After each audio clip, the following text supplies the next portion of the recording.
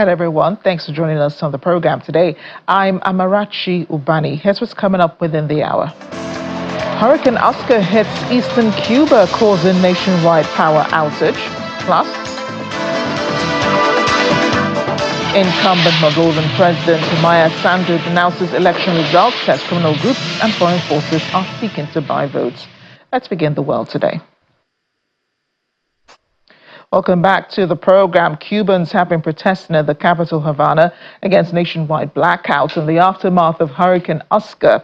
President Miguel Diaz-Canel has condemned the protests, saying the government will not tolerate such displays and claiming that the demonstrators are a small group of drunk people. There are developments after Hurricane Oscar made landfall on the Caribbean island on Sunday, bringing strong winds, a powerful storm surge, and rain to parts of eastern Cuba and threatening to further complicate the government's efforts at re-establishing service as the island country struggles to restore power after its worst blackouts in years.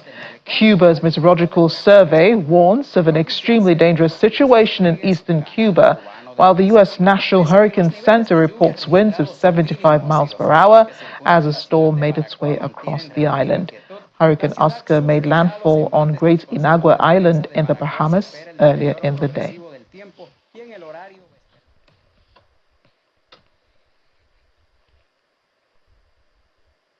We're back on the campaign trail for the U.S. presidential elections, and Democratic candidate Kamala Harris turned 60 over the weekend. She celebrated at a church in Georgia in an effort to court early voters.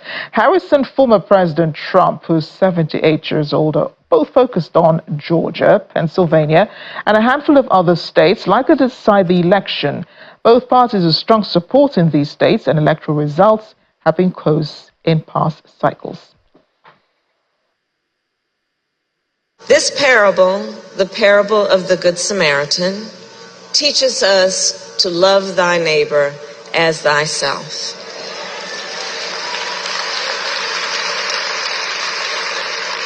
These words are simple. We know them well. It is an essential tenet and a pillar of our faith, and that of so many others. However, one must ask, are all people of faith living those words? Are all people of faith expressing those words in their actions? Do we have leaders in place who understand that in the face of a stranger, one should see a neighbor?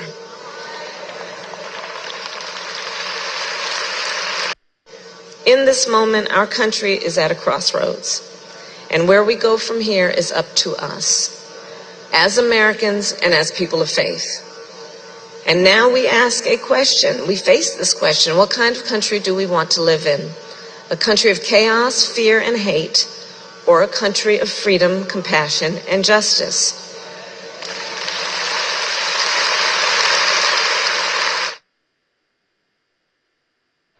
And in Europe, President Maya Sandu says Moldovans have won a difficult battle, a first one that would determine their future after a referendum on their aspirations to join the EU was on course to produce a thin majority yes vote of just over 50%. Addressing a news conference in the capital, the Moldovan leader said an outside attempt to buy votes to influence the referendum amounted to an attack on the country's sovereignty, and that Moldova needs to do more to combat corruption.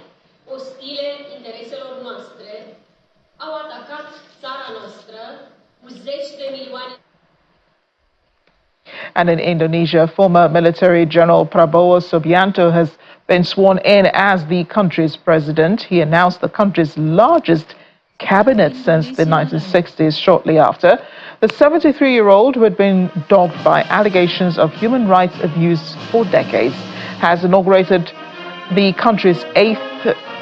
inaugurated as the country's eighth president. Today, he named and swore in 48 ministers and 58 vice ministers in his new cabinet, compared to 34 ministers and 30 vice ministers under the last administration. It brings to an end the rule of former leader Joko Widodo, known locally as Jokowi, who presided over a decade of economic growth and infrastructure development.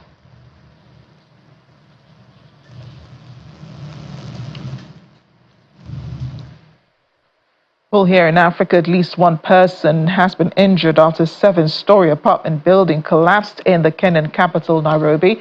According to Governor Johnson Sakaja, the victim was just outside the building when it abruptly went down in Kahawa West. Search and rescue efforts continue by the Nairobi City County and multi-agency rescue teams.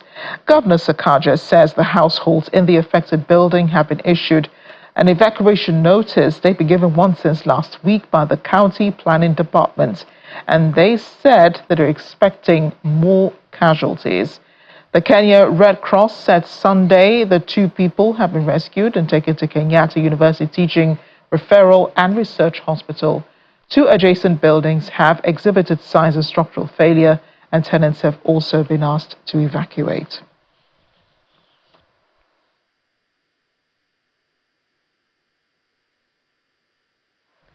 Following King Charles on his tour of Australia this week. And at the Parliament earlier today, the King was sadly heckled by a senator moments after he finished a speech at the Parliament House. Indigenous Independent Senator Lydia Thorpe strode up to the aisle shouting that she did not accept his sovereignty. Security stopped her approaching the King and escorted her out of the chamber. Thorpe, who has made headlines in the past for being an outspoken Indigenous rights activist, was one of the roughly 20 people protesting the King's visit outside the War Memorial earlier in the day.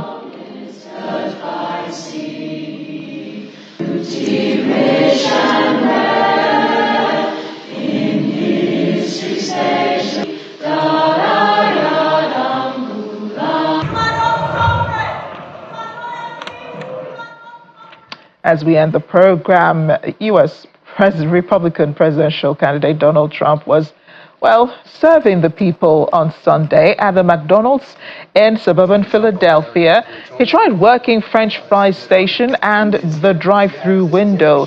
The former president told the owner of McDonald's in Bucks County that he was looking for a job, really, and had always wanted to work at the fast food restaurant. He then removed his suit jacket, there he is doing it, put on a black and yellow apron and proceeded to cook batches of French fries.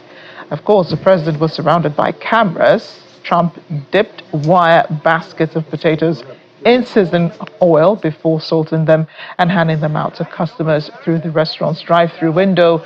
Thousands of people lined on the street opposite the restaurant to spectate. So this is compliments of me, okay? All right. You go have a good time. Don't eat too much, right? I won't. You have a great day. Thank you, man. You take care. I hope he did get a taste of those French fries himself. Thanks for watching the program. I'm Amarachi Ubani.